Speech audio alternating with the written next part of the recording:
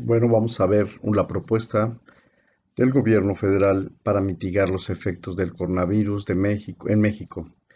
Nos basamos en el documento relativo al cumplimiento de las disposiciones contenidas en el artículo 42, fracción 1 de la Ley Federal de Presupuesto y Responsabilidades Hacendarias.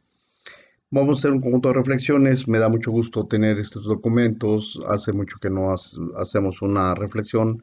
Y claro, no soy un especialista, pero vamos a ir viendo las propuestas que tiene el gobierno al respecto. Entonces, vámonos a ver los fines, ¿no? ¿Cuál es el fin? Pues mitigar los efectos de los choques externos e internos sobre la economía, la liquidez internacional y las finanzas públicas.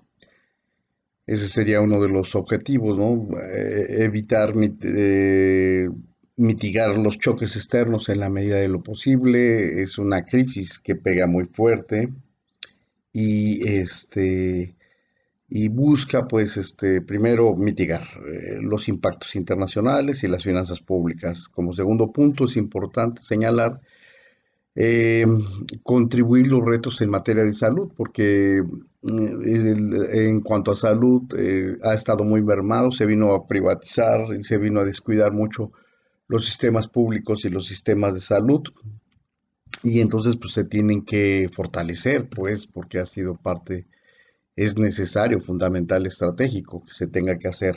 Entonces uno de los fines es eh, fortalecer esos sistemas de salud. El tercero es el empleo y la liquidez de las empresas, generar empleo, que las empresas tengan recursos y los hogares también a corto plazo. Entonces son empresas, empleo y que no les perjudiquen las casas, las formas de vida que tengan para comer, para vivir. Proteger los ingresos y el bienestar de los grupos más vulnerables de la población, y eso nos agrada mucho porque tiene que ver fundamentalmente con cómo le van a hacer para cuidar a los más vulnerables, a la gente pobre, a la gente mayor, a la gente con discapacidades. Ese es uno de los retos y es explícito y es interesante. Y el quinto es fortalecer la demanda agregada para reactivar la economía en el mediano plazo.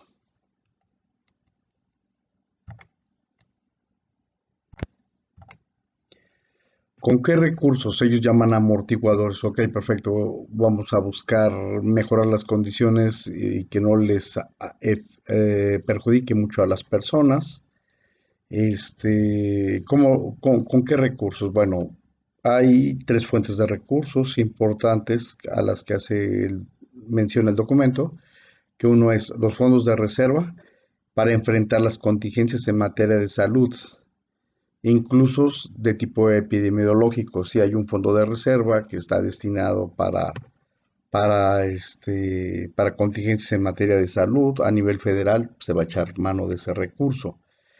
También hay otro recurso que se llama en el Fondo de Estabilización de los Ingresos Presupuestarios, que para el cierre del 2019 eran de 158.4 mil millones de pesos, cuyo uso se orientará con estricto apego a la Ley Federal de Presupuesto y de la responsabilidad hacendaria. Y como tercer recurso se cuenta con reservas internacionales por 185.5 mil millones de dólares, una línea de crédito flexible en el Fondo Monetario Internacional. Entonces quizás se pueda pedir un nuevo préstamo de 61.4 mil millones de dólares, ¿sí? En líneas de intercambio de divisas y con el Tesoro Federal de 60.0 y 9.0 mil millones de dólares, respectivamente, elementos destinados a hacer pago frente a a los potenciales de liquidez internacional y balanza de pagos. ¿Sí? Entonces, pues sí ha afectado y eso es importante. Esos serían los recursos, las tres fuentes de recursos. aunque se señala que la deuda está a plazo fijo, no es pequeña, se vino a incrementar con Enrique Peña Nieto, pero se mantiene a plazo fijo y eso permite pues que el gobierno pueda mejorar sus condiciones eh, de pago.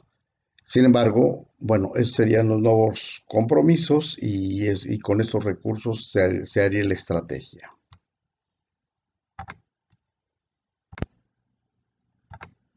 El documento es importante porque habla sobre el entorno internacional, hace un balance sobre el impacto del coronavirus, el COVID-19, sobre la economía, sobre las tensiones comerciales y geopolíticas, cómo se van dando, sobre la actividad económica global,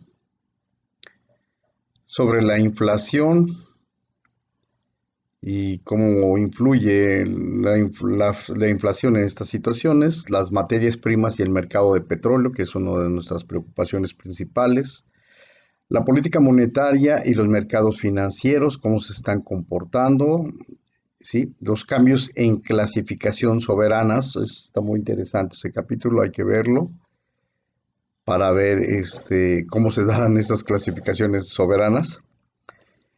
La economía mexicana indudablemente viene en el documento, hay que ver qué se plantea, la oferta y las demandas agregadas, el comportamiento sectorial de la producción, cómo se da, el comportamiento sectorial de la producción, la situación del mercado laboral, cuál, cómo se da y cómo afecta los mercados laborales, el impacto de este fenómeno, la situación de la política monetaria y los mercados financieros, el ahorro financiero y las formas de financiamiento que hay que estarlas viendo y cómo van a impactar, la balanza de pagos con referencia a las deudas, y el marco macroeconómico, cómo se da, las variables internacionales, las variables nacionales, los riesgos de la estimación, claro, todo esto se está haciendo, se juntan equipos, se van analizando cada uno de los factores, se ven los recursos, se ven las propuestas,